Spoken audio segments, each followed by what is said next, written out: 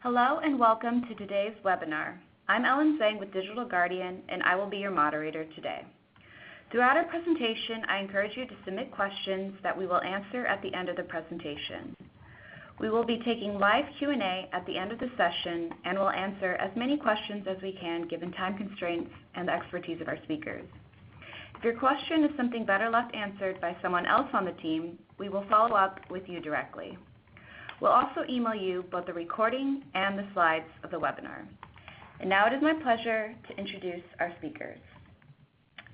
Bill Bradley is Director of Product Marketing at Digital Guardian. He brings over 15 years of technology, marketing, and sales experience to the role.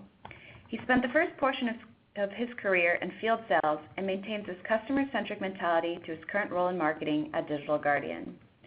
He is responsible for listening to the market and communicating the Digital Guardian value proposition to further grow our customer base. Our second speaker today is Martin Sugden, Managing Director of Bolden James, where he oversees commercial strategy and product development across Bolden James' diverse range of software security products. Martin has over 20 years of experience in the security industry and led the management buyout of Bolden James and the subsequent sale to Kinetic plc in 2007. And now I'd like to hand it over to Bill. Thanks, Ellen, and thank you everyone for joining us today for this session. The EU General Data Protection Regulation, or GDPR, is really being called a landmark change, not just in the EU, but in the global data protection space. EU businesses have been hearing the news of the impending regulation. The global markets are too realizing just what the 2018 GDPR go-live date means. A couple of news items I've seen of late, a PwC survey found that more than 9 in 10 US businesses have GDPR as one of their top data protection priorities. And per CIO Asia, less than 1 in 3 companies feel they're prepared for GDPR today. When confronted with a business challenge, a framework is often placed to get started. For today's session, Martin and I will rely on a framework to discuss how to solve the top 5 GDPR challenges. How do organizations successfully drive change in their business? They typically rely on 3 key elements to drive these improvements: people, process, and technology. While this model has roots back to the 60s, still guides thinking in corporations throughout the globe. Both Martin and I come squarely from the technology world, but we both understand that technology alone will not solve the problem. If you've read through the GDPR legislation, you'll see the framers were, in a sense, vague about the technology to use, instead focusing on the desired results. The phrase state-of-the-art is used to describe how companies must comply, but that phrase is really open to interpretation. A novel way of leveraging an old solution could be construed as state-of-the-art. Throughout our discussion today, Martin and I will reference these 3 functional areas as we discuss the best methods to address the top 5 challenges in GDPR success. As depicted here, each of these elements feeds into each other's. One alone is insufficient to solve the challenges of GDPR, and the starting point may change depending on your organization's skill set, culture, industry, or other factors. The bottom line is that to prepare your business for the 2018 GDPR date and to maintain a competitive advantage, people, process, and technology will be instrumental. So here's our agenda for the day. We've already gone through much of the introduction in terms of who is on the call, and I've given a brief outline of how today's discussion will be framed. The rest of our webinar will be as follows. Martin will give a brief recap of GDPR as well as we come up to a year until the legislation goes live. Well, most should be familiar with it, but just a quick level set to make sure we're all on the same page. Next, I'll outline what those top 5 challenge areas that we both see in conversations and touch points with the industry and the market in general. After that, I'll take a deeper look at each of the 5 with relevant text from the legislation, touch on what's challenging about each, discuss ways to address them, then present some of the business benefits to each beyond the requisite compliance. Then we'll deliver an overview of how Digital Guardian and Bolden James partner to help organizations protect sensitive GDPR data to achieve compliance, but also drive better data security. Finally, Martin and I will be fielding live questions from the audience. please feel free to type them into the chat window throughout the session, and we'll do our best to address them as many as we can. To answer the first question we often get, slides will in fact be provided. Expect to see them in the email later today. With that, I'll pass the microphone over to Martin, and Martin will get us into the reason people are here today, understanding and solving the GDPR challenges. Martin? Thanks, Bill. This slide basically is talking about GDPR in 30 seconds. It's the main points of it. I think the first thing to say is it's effective in May 2018. Things have been coming a long time. There was a European directive back in 1995, but that gave each individual country the right to bring it into their own law, and as a result, you got many, many different interpretations of the same thing. So the European Union decided that it made sense to harmonize it, so it's brought in this regulation. And effectively, this means all countries will have to update to the new standard from May 2018. So if you haven't started already getting your processes ready, then time is getting very short.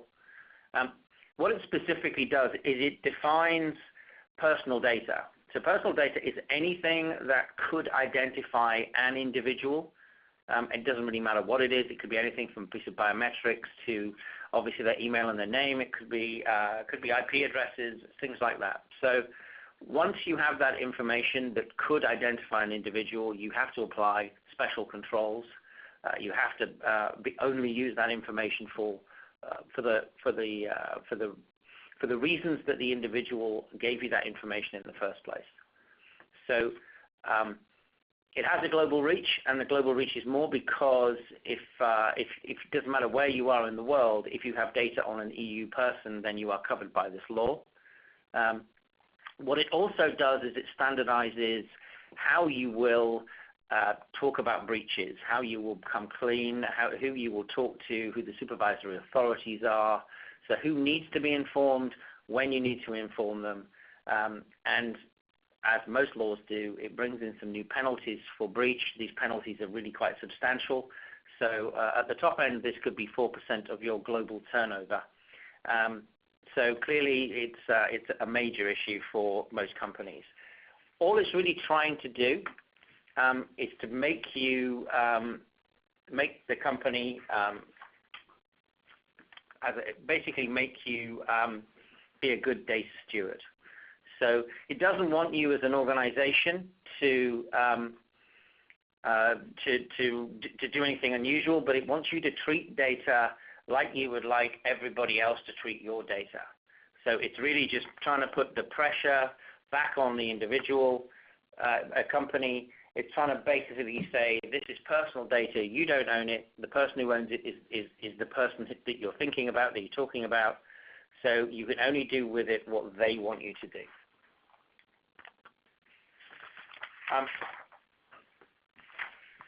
So if you then look at those top 5 challenges, what does that mean? Well, the EU citizen is the new data owner. So you need to know what information you've got on the individual. You need to know where you stored it. You need to know why you received it. You need to know what authority you have to deal with it. So, for instance, there are cutouts involved here. So if it's a contractual requirement, etc., if it's a sale that you've made to somebody, if it's a tax record, etc., that information you're allowed to keep and use in the appropriate way. But if it's specific other information about those individuals, you can only use it for that reason. So you can't, for instance, as we used to have quite often, have a situation where you'd ask somebody for their email address and then you'd mail them everything, every opportunity, every offer that you had. You can only do that these days if you have their specific rights to do so. Confidentiality, sensitive data, you have to design, so in an organization, you have to design your policies and procedures with the idea of privacy and design in everything that you do. There is also the requirement to have a data protection officer for most large corporates, so most decent-sized businesses will have to have a data protection officer. That data protection officer must report in at the top level of the business. This person could be an external person. It doesn't have to be one of your employees. However, they have to understand what's going on, and they are the person who will most likely be contactable by the supervisory authorities. So this tends to be a relatively senior guy, and it's somebody who understands things other than just the technical side of the business. This guy's going to need to understand the impact on the business of this type of requirement. And of course, if you do have a breach, you're going to have to make a notification.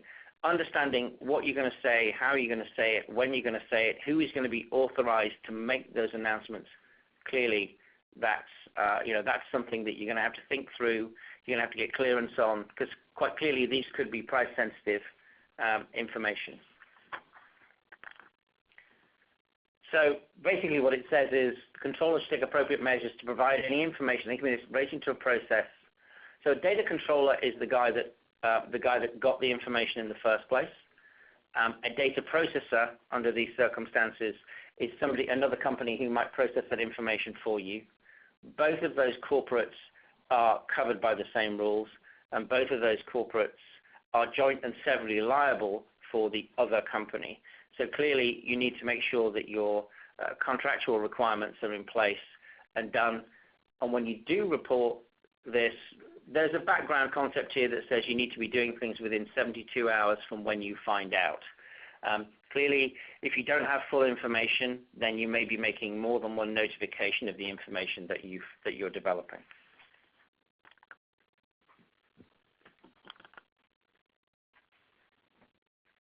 So if you look at the EU citizen as the data owner, you have to have formal opt-in.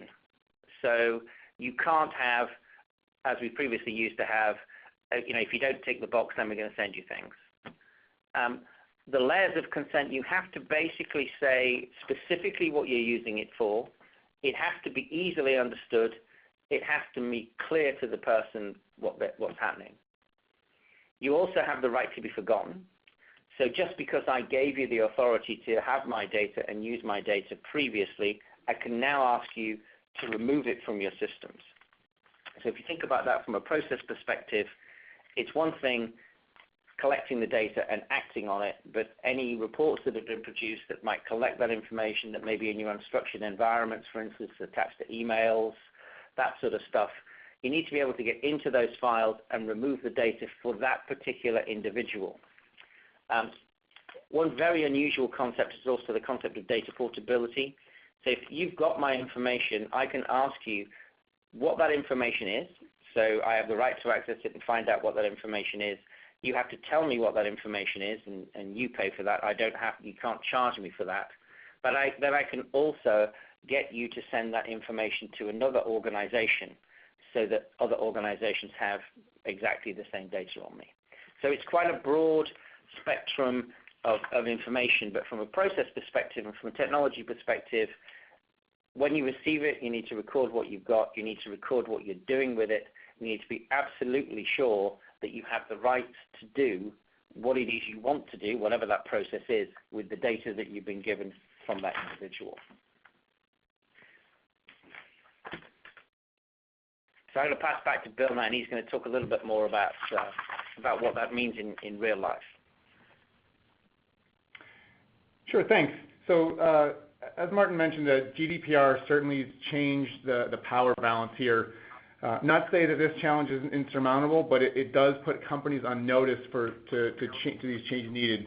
Here I'll refer back into our people, process, and technology for a little more detail on those areas. First, people. The biggest change is around really the behaviors and attitudes of the people within the organizations.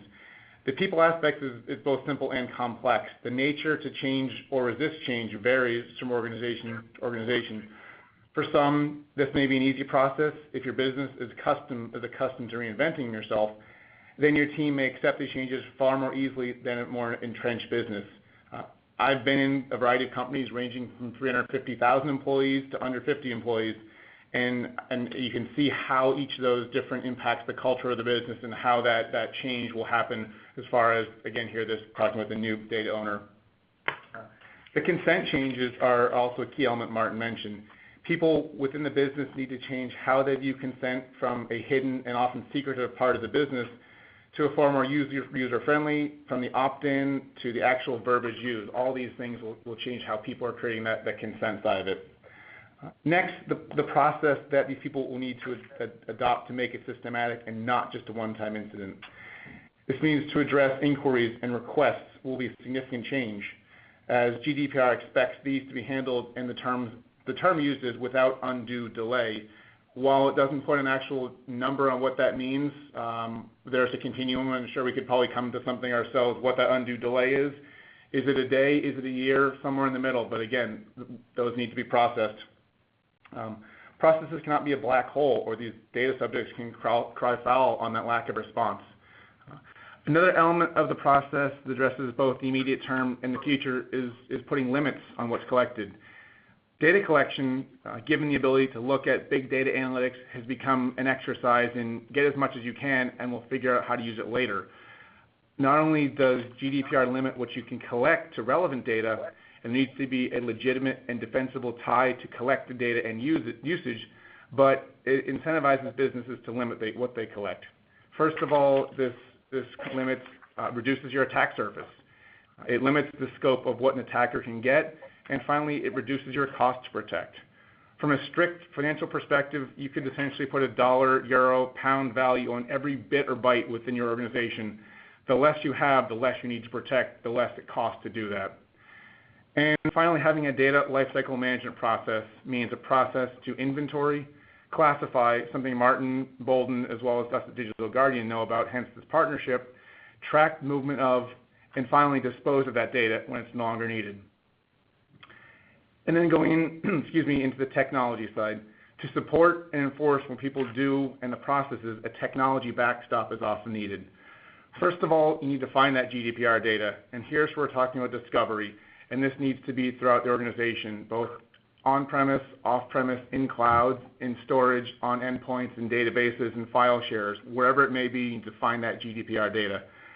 Second of all, classify that GDPR data. You need to understand what's in it, whether how you need to protect it such that data protection can be afforded to these documents and these records that are containing GDPR data. Next, you need to track your GDPR data as it moves within the organization, as well as when it goes outside the organization, to ensure that it's being used properly and being protected adequately. And finally, almost the reverse of discovery, we'll call it confirm where GDPR data isn't. When organizations are moving their businesses more and more to cloud infrastructures, if you're moving an entire server, entire business unit to a cloud storage infrastructure, you need to go through those servers and understand, is there GDPR data on here? If no, proceed, and if yes, I'll need to make steps to rectify that. Next, back to you, Martin. Yeah, so looking at challenge number 2, the confidential and sensitive data protection.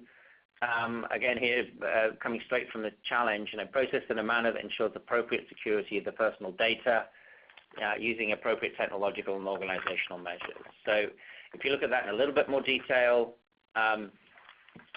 6 sort of areas where that really finds in place. So specificity, so what you've got to specify what it is you are going to do with the data.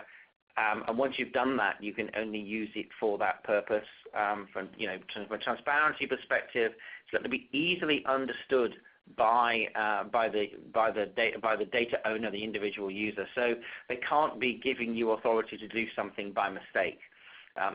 This becomes even more important when you look at minors. So anybody who's in the sort of working with the consumer, once somebody is a child, then the requirements are significantly stronger. When you write things, you need to be absolutely clear that people are able to give you, to understand the authority that they're giving you. Obviously, things have got to be accurate. Expiration date is quite an important one in here, in that I think, you may have authority to use something. Let's say it's a survey. Somebody's taking part in a survey, and they've given you the authority to do that for the survey results.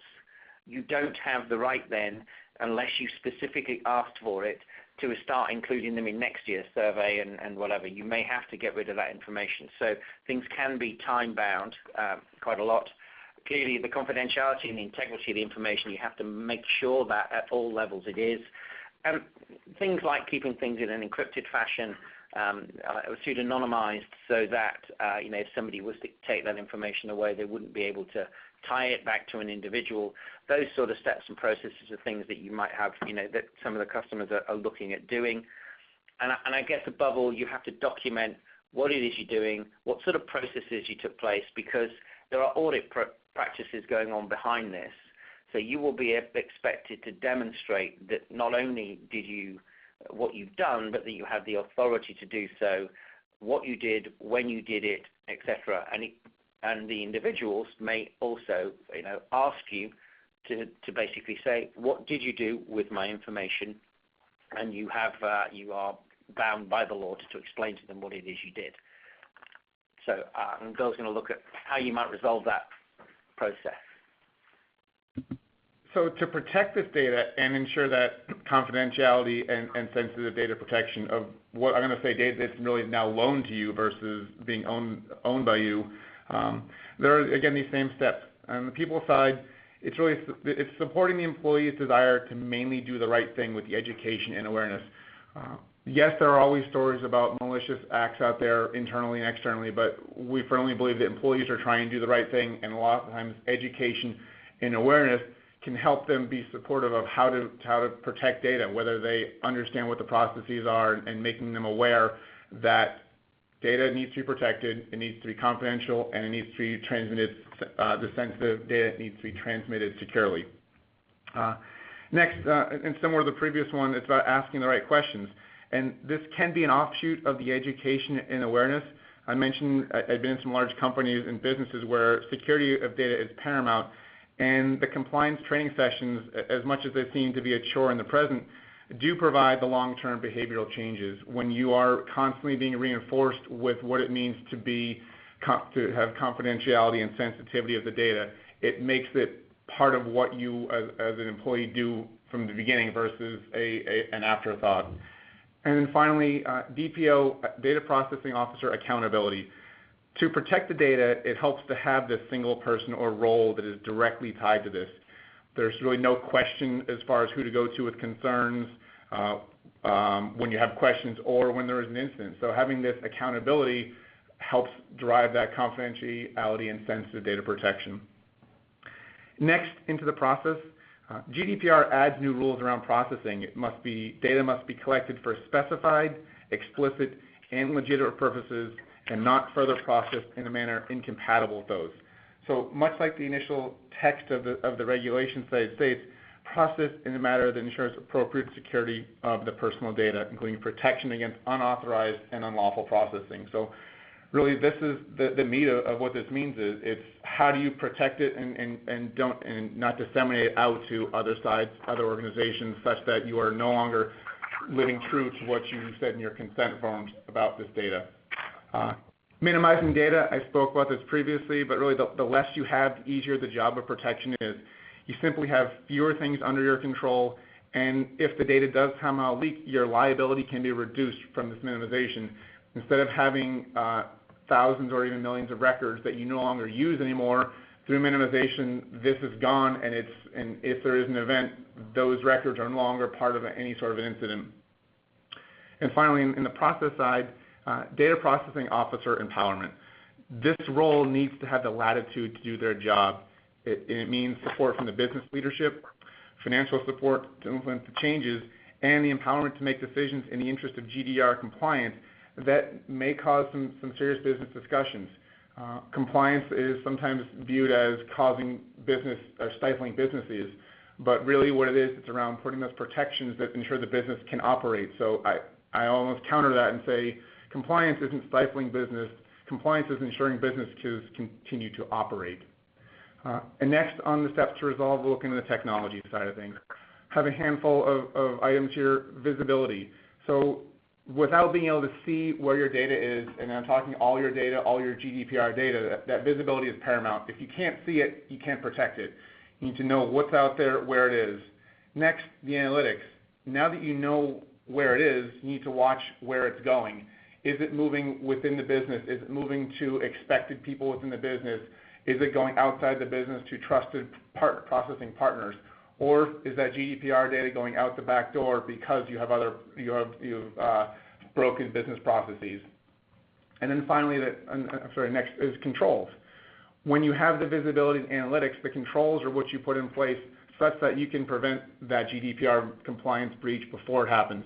You put these steps in place such that if so-and-so is emailing a document that contains GDPR data to a business partner, is it logged? Is it flagged? Is it blocked? Is it automatically encrypted? How does it go out there? And that's what those controls are about.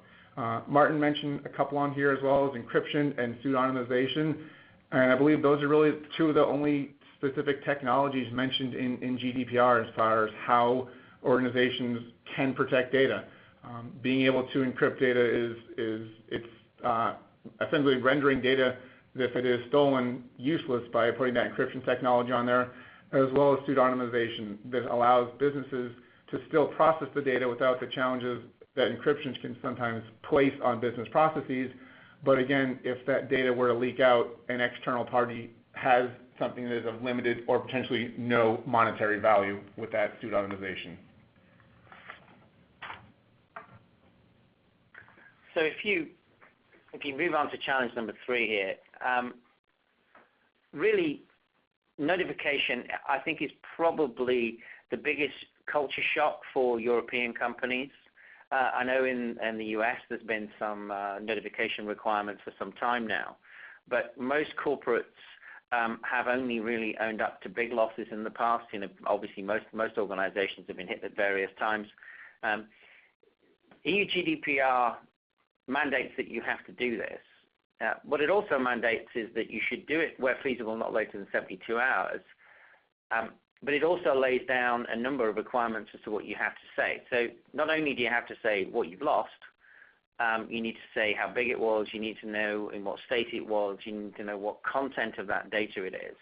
And clearly that is reasonable from a structured data environment, but when you sort of get into the sort of unstructured environment, things that have been in your storage for maybe 5 or 6 years, things that are attached to emails have been circulated around most of your organization, reports that have been pulled down from those types of places, it's quite difficult to know what you've got. So, if you go back to some of those earlier things we were talking about, you need to understand what you've got, where it is. You need to have some sort of classification structure to understand that information so that you are able to meet the requirement challenges of it being a relatively quick turnaround of saying, this breach has happened, I know what I've got, this is the information that will have been taken. The follow-on process from that is once you've talked to the supervisory authority, you then also have to talk to the individuals whose data that you've lost, and you have to keep them aware of what you're doing, what the impact is, and the follow-on processes of trying to make them, put that person in a position where they're not going to get hurt again. So containing it, very difficult. The eradication of threats, really difficult. But from the process here of some of the things that Bill was talking about in the last piece of, if your business processes have been improved such that you have taken out of your systems things that you no longer require, if you have protected a lot of this personal data either from an encryption or a pseudonymization perspective, then the information that you need to include in your announcement is significantly less difficult than if you have no idea what it is and it's a broader process. So clearly, in terms of all of these notification processes, what you're really trying to do here is trying to make your job as easy as possible, and you are trying to have a streamlined internal process so that your task force, as it were, will get into place quite quickly and will be able to turn this information around. They know where to go and they know what that information is. So I'll pass back to Bill. Sure, thanks. And again, to Martin's point there, 72 hours for notification doesn't give people much time to build their response plan. It really needs to be set up ahead of time. And to do this, again, you'll need those people, process, and technology. So let's start with the people. And I'm going to break it down to there's 2 people who need to be part of this notification process here. You have your technical people, who are your incident response managers, your security analysts, your threat researchers. These are the people on the team who are understanding what happened, how did things go sideways, and how much exactly is out there. On the other side, you have your non-technical side, and this is really the business leadership team. It's from the C-suite. It's also potentially your HR, your compliance team, your legal team, and your public affairs. You're going to need to go public with this notification in 71 hours and 59 minutes from now, and what exactly are you going to say? And that communication needs to be well thought out. Next into the process here, this is your plan, and at Digital Guardian, we have a well-documented incident response plan we use with our customers to help them out when things happen. The 5 steps, we go through a preparation, there's the detection and reporting, triage and analysis, containment and neutralization, and the post-incident activity. And that preparation is, let's get everything set up ahead of time. The analogy would be changing your tire while driving down the road. Let's get that car in shape before we need it. Next, on the detection and reporting. What are some of what does that look like? What are the tools out there? And then minimization and, and then we have next steps in the process, the data minimization and the data lifecycle management. Again, I spoke about these previously. How do we reduce what we have out there? And then how do we see what the data is such that we can, if it's no longer valid, if we no longer have authority to use it or need to use it, how do we get out of it? And what are the technology tools? And I know there was a question in the chat window about what are some of the technology and tools used to help further compliance, and I think this is going to touch on those very well. In terms of the detection, we look at some of the tools we'll look at will be intrusion prevention, intrusion detection logs, your antivirus logs, your firewall logs, and obviously the data loss prevention logs. What is going on out there? Where is your data going? That's how we're using it as part of the detection there. On the containment side, it's really how do you quarantine suspicious endpoints, tracing incidents from introduction to detection to really understand the scope. These are some of those EDR tools that are out there. Neutralization. And this is an area here where sometimes the bigger hammer is the best approach. A full rebuild of a machine is often needed to eradicate. But the tools in the detect and neutralize side can isolate where these efforts should be focused. So you're not doing a full rebuild of your environment. It's what are the key assets that need to be rebuilt there. Our incident response team understands the attackers have a breadth of tools, tactics, and procedures to get in and hide. So this neutralization is really important so that once you think it's contained, it doesn't pop back up somewhere else because it wasn't fully eradicated out of there. And then last, on the technology side, forensics. You need a way to trace the attacker's path and understand how they get in, where they get in, where they went, and what they touched. Forensics can also be used for internal data risks. Investigative modules can track the user's detailed actions and can help provide a story of how the insider, too, was part of a GDPR violation.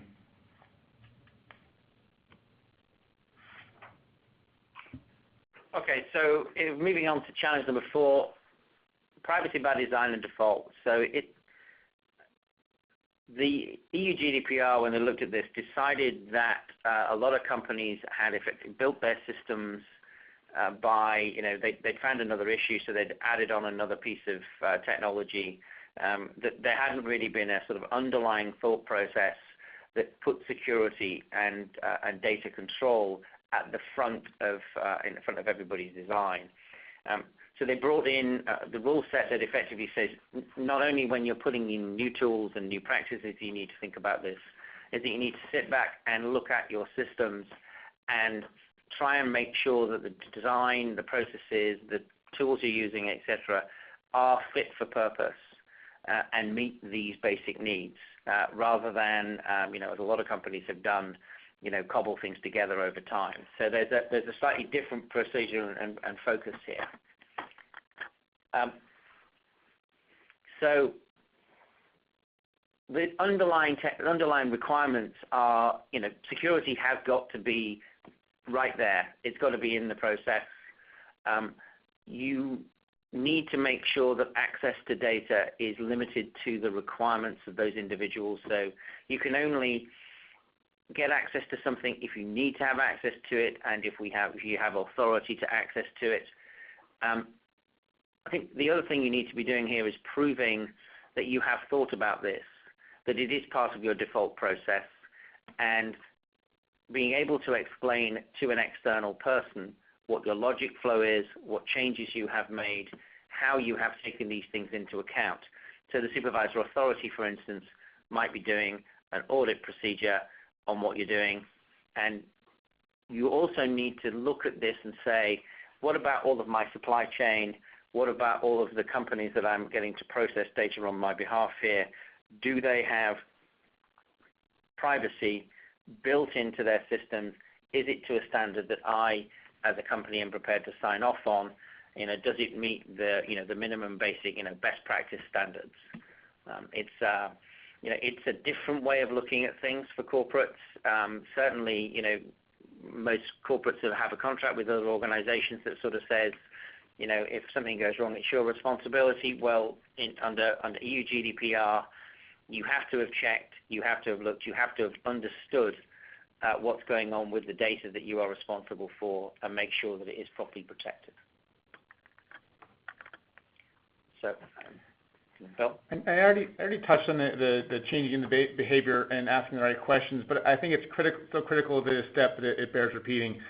Design and defaults are events back when the new product, solution, service, whatever are being created. Getting data protection in at that stage, it's about asking questions from day one and making sure your people know that this is part of how things happen here. This is how we do stuff. From there, it's about making it a repeatable process. The InfoSec team will need to be part of this change, ensuring that all functions that touch GDPR protected data know it is their responsibility protected, and it really needs to start happening today.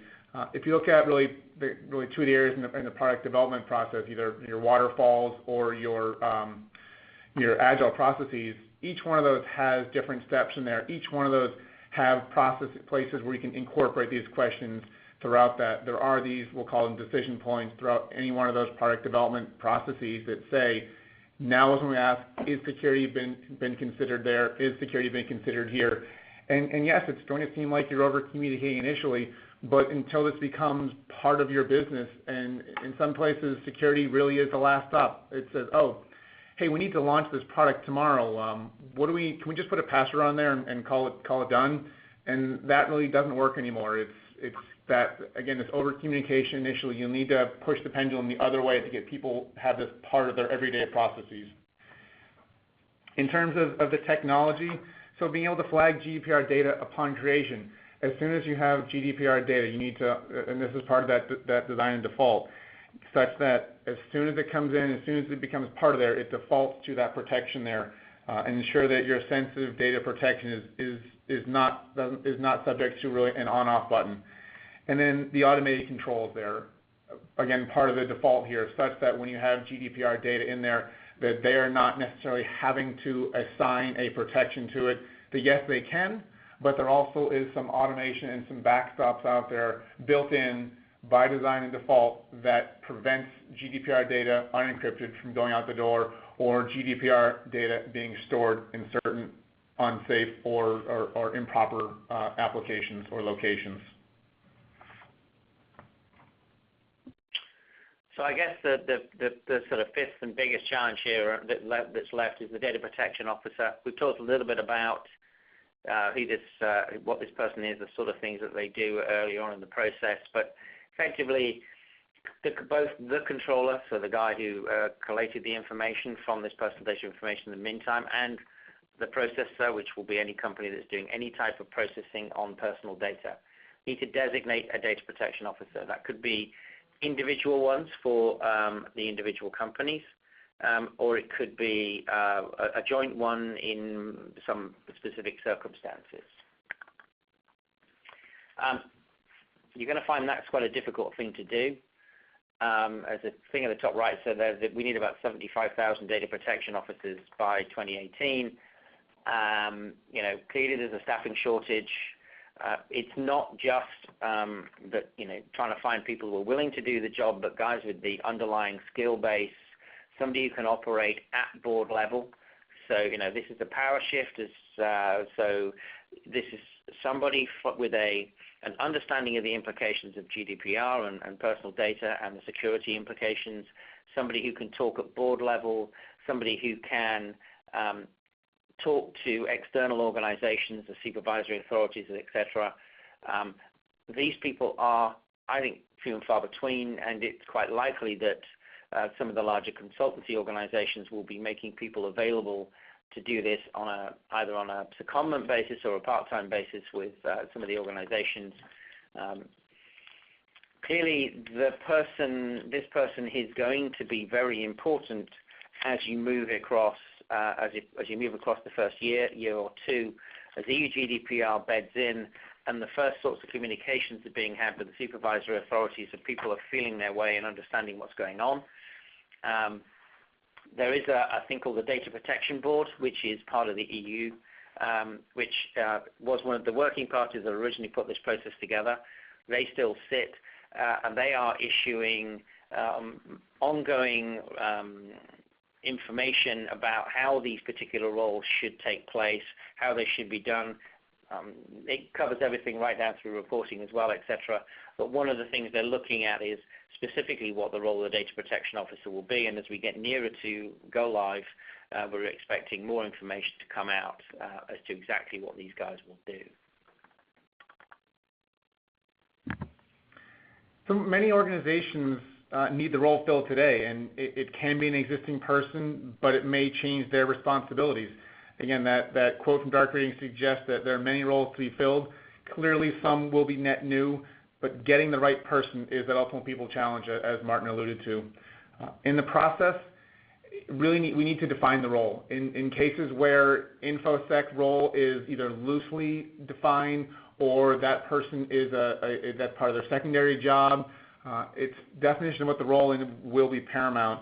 And then defining that hierarchy. When you're putting this data protection officer into the role in the organization, he or she, according to the regulation, needs to be reporting into that highest level of the business. How do you put someone into a role that he or she may not have been reporting that high up before if they're an internal hire? Or then how do you deal with the hierarchy of all of a sudden having a new person in the business who now automatically has a seat at the table? And that's part of that hierarchy and organizational change that will be part of this DPO role. And on the technology side, you need to set this person up for success. And to do that, there are pieces of technology that will help go on with the people and process challenges that I've outlined here. But the visibility, the DPO needs to be able to see all their GDPR data throughout the business, wherever it lives, so that they can effectively protect it. The analytics means he or she needs to be able to watch where it's going, when it's moving, is it going to the right places, is it going somewhere it shouldn't be, and then controls. Again, DPO needs to have the ability to put some backstops and block things from happening if need be to maintain that compliance, or also put in some of the automated education out there so that he or she can help support the business to do the right things within the organization. So now I'm going to go into, as far as those last 5 challenges, how Digital Guardian, as well as with our partnership with Bold and James, can help address some of these challenges. So first, in terms of the EU citizen, it's finding, understanding, and protecting the data. And this is that key story that when the citizen has the rights to inquire about the data, as well as ask it to be deleted, you need to know where it is and understand the data. So this is where some of the visibility, the classification stories that Bold and Digital Guardian bring together, as well as the data protection that's key there. Next, confidentiality and sensitive data protection. Touched on visibility, but it really needs to be into that extended enterprise. So you have ranging from laptops up to the cloud and everything in between. So you need to see where data is across that so that you can afford that confidentiality and sensitive data protection that makes you be that good that data steward we spoke about earlier. And this can highlight risks to the most sensitive data. When you have the ability to flag where GDPR data is versus something that may be more of a public document or even sensitive internal, you can rank those where that's something that's subjected to compliance violations, and those fines that GDPR can subject organizations to highlight where the riskiest data is, the riskiest portions of it are, and protect it there. And then it's stopping data loss before compliance violations. The ideal world is that nothing gets out and you keep non-compliant behavior from happening. How do you put tools and processes and people in place to stop that? And that's where Digital Guardian can help with the data loss prevention. Next, on the notification requirement, so we have what we call a threat-aware data protection. We can see threats to your data regardless of where they're coming from, insiders, outside, people who are looking to steal your data, in this case GDPR data. We understand what's important in your organization through some of the classification side of it, as well as we have this incident response program that I walked through there, so that when something happens, you have preparation ahead of time, so that if you do need to go through this 72-hour notification, you have a documented plan. You have the tools to help you spot potential data theft in process. Some of the advanced threat protection capabilities we bring to the table that can see these threats, and as well as being able to understand where the compliance GDPR is. Having your GDPR data subject to compliance such that your notification requirement is not part of you're not really having to exercise that notification. So privacy by design, we can give immediate visibility into data. When GDPR data enters your system, when GDPR data is created, with our discovery, with our classification, we can see where that GDPR data lives within the organization. You can see that on these servers have data, these servers do not have data, these laptops do, these don't, this cloud storage does. And it's that data-aware security. Because we see the data from the beginning, we target our protection on that data, and that leads to those automated responses.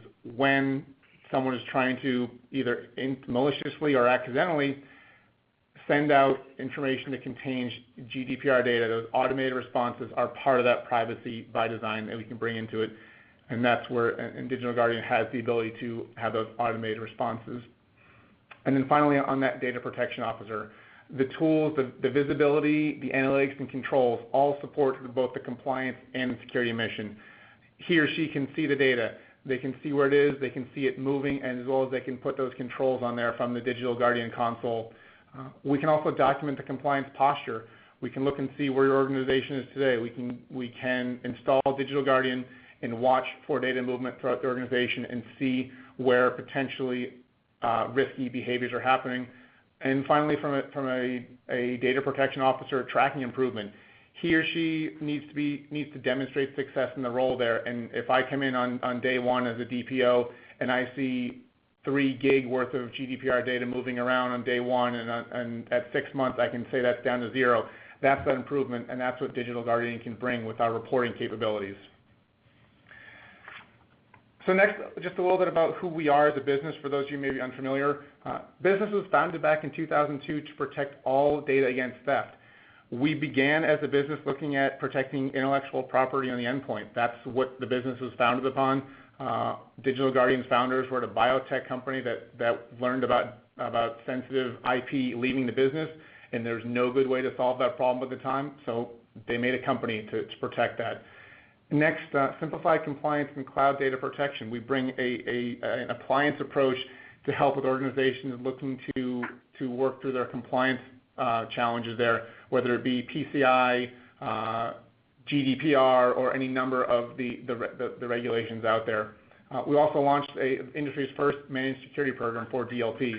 So as you are looking to try and protect your organization, what is it that we can do to offload? We have a full team of security experts here that are able to essentially be your eyes on your GDPR data and eyes on the business data and protect it. And finally, we're the only security company 100% focused on protecting sensitive data from loss or theft, as well as allowing their compliance on that one. This is our mission as a business. We are a data protection and data compliance company. That's who we are. With that, Martin, I'll pass over for your quick overview on Bolden, and then we'll go through the rest. Okay, so as it says there, we have Digital Guardian's choice for competitive use of classification capabilities. We have an integrated solution set. We focus on creating data labels and metadata tags that go with those. And those metadata tags can be read by the Digital Guardian product set and also a number of other product sets. So if you are putting together a balanced security ecosystem, as far as we're concerned, then the data classification, the data discovery pieces are the places to start. And then once you understand what you've got, once you've got labels on it, you can start to control it and put yourself in that strong position. We're a subsidiary of Kinetic, which is a UK PLC, a $2 billion turnover defense and security business. But we operate independently across the world. And I guess really, as a business, we've been going about 30-odd years. focused mainly in this sort of control of unstructured data. So we're covering everything through your Microsoft Office sets and all those other tool sets, as opposed to the structured data where you tend to have a rough idea of what you've got up front. We've been working with Digital Guardian now for a couple of years and have probably 35, 40 other proven technology integrations with other relatively important senior security companies. So,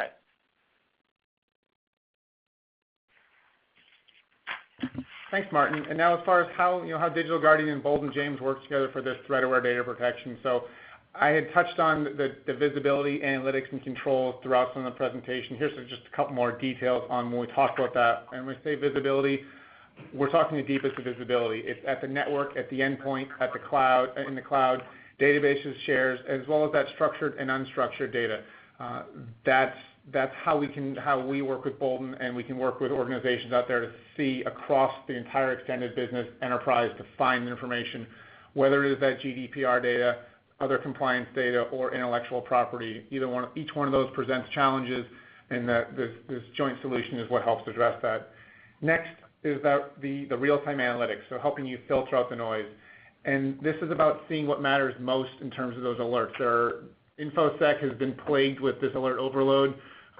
Yes, hidden in that alert is oftentimes the keys to solving your data protection challenges, but how do you find it? So we have the analytics to help bring that to the surface and see what the most risky behaviors are. Again, that data awareness, which helps accelerate both compliance and security initiatives. And that helps also document the compliance posture to both auditors and your management team. Being able to show what it is both internally and externally will help make every InfoSec professional's job easier. And finally, I talked about controls, and I'm going to add the side of that, the flexible controls. So we have the ability to automatically protect sensitive data, ranging from we're just going to log the behavior all the way up to mandate encryption or block activities if need be. The side of that one is, though, it doesn't impede business. When users are doing their job properly, moving GDPR data in a secure and low-risk manner, Digital Guardian, Bolden James, we don't interrupt. It's when someone does something that is beyond the realm of what that person should or should not be doing. It's when someone's putting 100 credit card numbers. It's when someone's putting personal data into emails, into Excel files, and storing them in the cloud. That's when the controls will kick in automatically. Enforceable on all OSs. Yes, Windows is really the standard in many businesses, but if your engineering team runs on Linux machines and your senior executive staff all rely on Macs, you need to have a solution that can protect data across all three of those the same. And we have the ability to protect data equally across all of those platforms. And then last, those controls need to be across the network, storage, clouds, and endpoints. Can't leave gaps in the protection such that, okay, I know I can't send it out this way, but if I just put it on to a cloud storage and then grab it from another laptop, there I'm able to get around it. So those are the Digital Guardian standpoint. Deepest visibility, the real-time analytics, and the flexible controls are all part of that threat-aware data protection for your GDPR compliance. And then our summary here before we go into some Q&A. So GDPR, it's live. We got a little over a year now. So organizations many of them are well on their way, but they're running into some challenges here. So it's this blend of people, process, and technology is what's required to succeed. And Digital Guardian, along with our partner Bolden, delivers that visibility, analytics, and controls to demonstrate both GDPR compliance as well as support data security.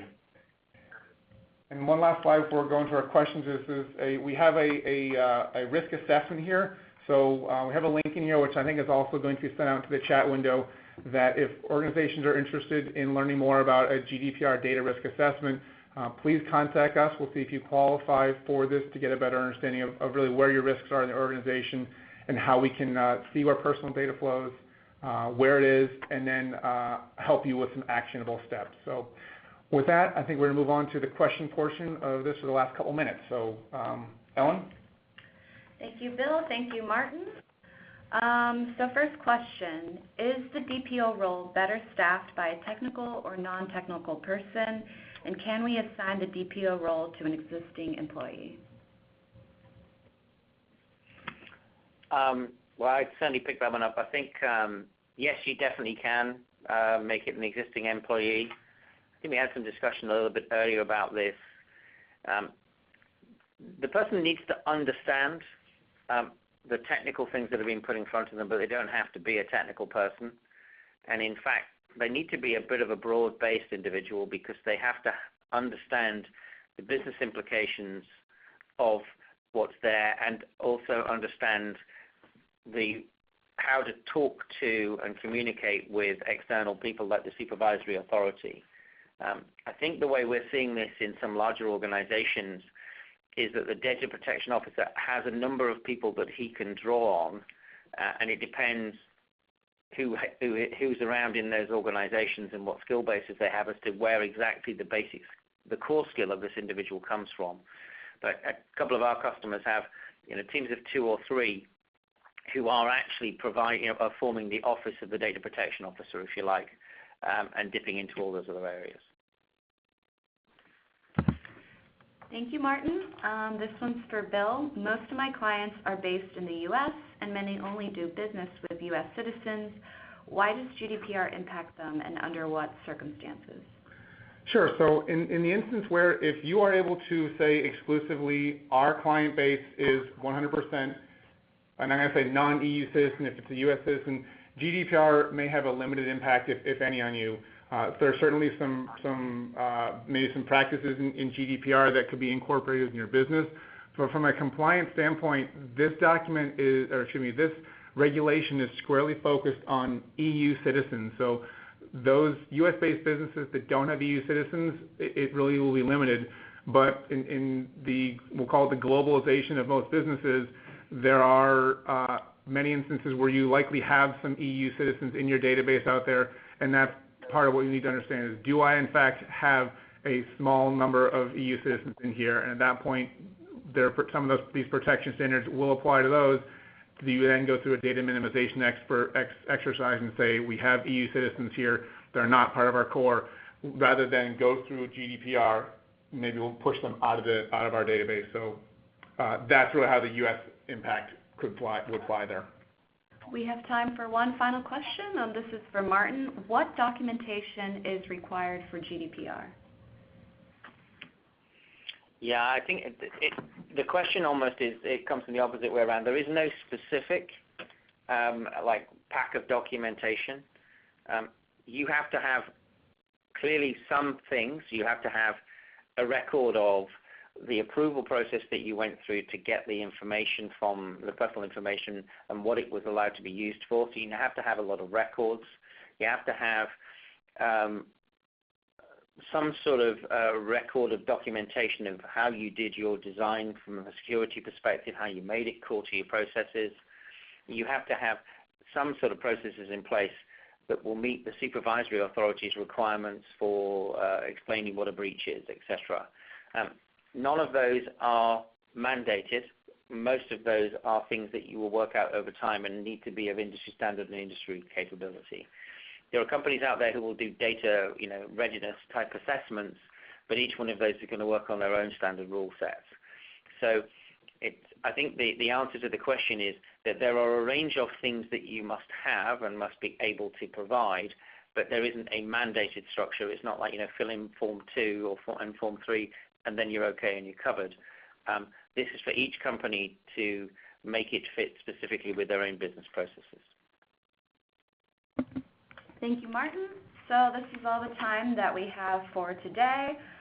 Before we go, I'd like to tell you about the next webinar that we're presenting. It's called Understanding and Implementing Data Security in Office 365, featuring Gartner.